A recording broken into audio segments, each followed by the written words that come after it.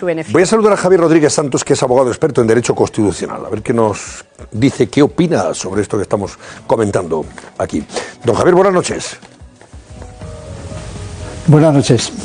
¿Duda usted de la constitucionalidad? ¿Qué opino? Bueno, pues... sí, bueno, ven, adelante, venga. No hace falta que le pregunte. Como ha escuchado y visto lo que estamos debatiendo y comentando, le doy la palabra ya. Venga, adelante. Sí.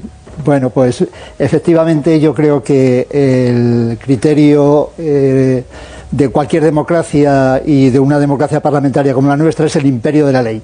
En el imperio de la ley significa que el Parlamento hace las leyes y el Gobierno lo que hace es ejecutarlas.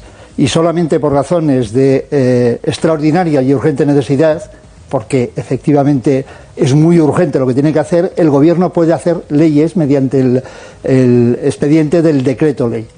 El decreto ley hay un presupuesto habilitante y el Tribunal Constitucional lo tiene absolutamente precisado cuál es el criterio, la extraordinaria y urgente necesidad, que realmente son dos elementos: que sea extraordinaria, es decir, que no sea algo que ocurre normalmente, es decir, que no sea un problema o una necesidad cotidiana, y que sea urgente, que no pueda solucionarse de otra manera o que no pueda solucionarse por la vía normal, que es la vía del proyecto de ley.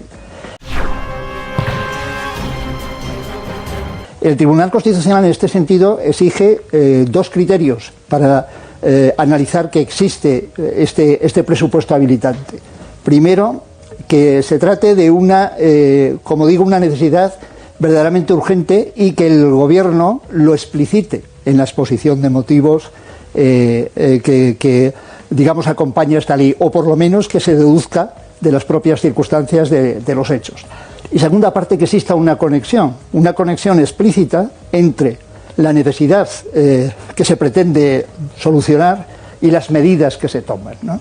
En este caso, en el decreto, por ejemplo, de la vivienda, el Gobierno ha explicado hasta 5 causas que justificaban la urgencia y la extraordinariedad de la necesidad.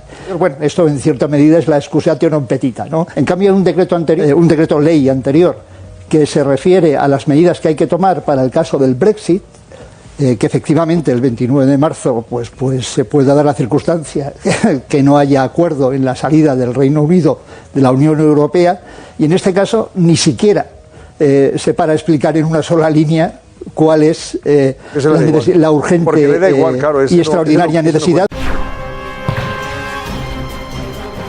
porque es evidente.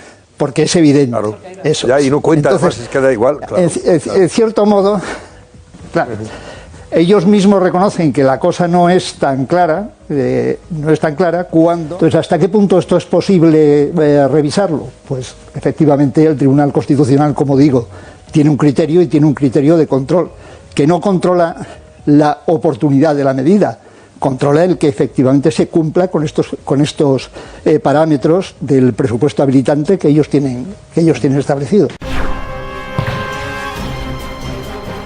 A ver, Sandra Fernández, ¿qué querías preguntarle a don Javier? Venga. Quería preguntarle, si los letrados de las Cortes responden a esta petición de Ana Pastor diciendo que ellos entienden que no hay esa urgencia, ¿qué es lo que puede ocurrir? O sea, no sé cuál es el siguiente paso. Bueno, el paso es que naturalmente la Diputación Permanente tendría que convalidar o no el Real Decreto en el plazo de 30 días. Inicialmente ese es el primer paso. La Diputación Permanente no está asegurado que lo vaya a convalidar. Otra cuestión es que se pueda establecer el recurso de inconstitucionalidad. Sobre este tema en estos días se ha debatido sobre si es posible o no, si hay legitimación activa o no para prepararlo, porque la ley del Tribunal Constitucional exige que sean, entre otros, 50 diputados y 50 senadores. La cuestión es que como el Congreso y el Senado están disueltos, no existen esta posibilidad, ¿no?, de 50 diputados y 50 senadores. Pero bien es verdad que no es posible. Esta circunstancia es tan excepcional que cabría por el recurso al artículo 24 de la Constitución, es decir, por el recurso a la tutela efectiva de los juzgados y tribunales, el que no se dejara un posible recurso sin nadie que lo pudiera ejercer. de manera que habría que considerar que la proporción de la Diputación permanente que equivalga a 50 diputados y la del Senado a 50 senadores tendría legitimación activa para interponer el recurso de inconstitucionalidad. Otra cosa es que los plazos y los tiempos tuvieran algún... Sí, pero yo le pregunto, porque hoy precisamente también se ha argumentado la ley orgánica que regula la convocatoria y celebración de elecciones. Apartado 2, artículo 50 de esta LOREG. Bueno, este artículo, concretamente, ese apartado, viene a decir que no se puede utilizar dinero público para promocionar la gestión del gobierno, sea local, autonómico o de la nación, el gobierno de España. Y ahí sí se podría, a lo mejor, valorar la posibilidad de ir hasta la Junta Electoral Central, que es la que tiene que velar, porque la neutralidad sea total y absoluta.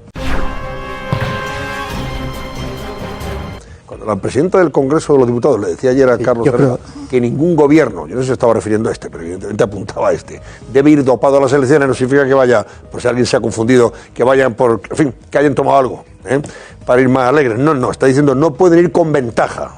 Dopados es ir con ventaja. No compiten en igualdad de condiciones y oportunidad. Entonces, la Junta Electoral Central sí podía pronunciarse sobre todo esto, ¿no? O debería, incluso. Sí, yo creo que debería. Yo creo que efectivamente en este caso, como bien apunta, se trata de